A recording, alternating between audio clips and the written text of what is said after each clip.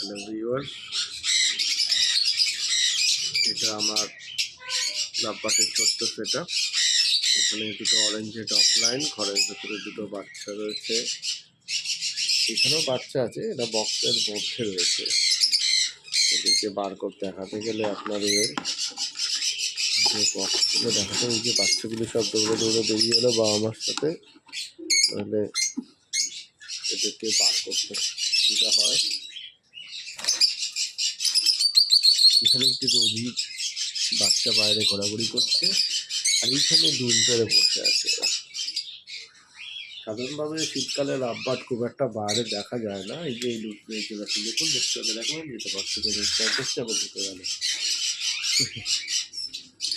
এরা খুব লজ্জা পায় খুব। এই দুটো লুটিনো অফলাইনের বাচ্চা বাইরে বসে আছে, বাবা মেরে ওদের বার করে দিচ্ছে বাইরে।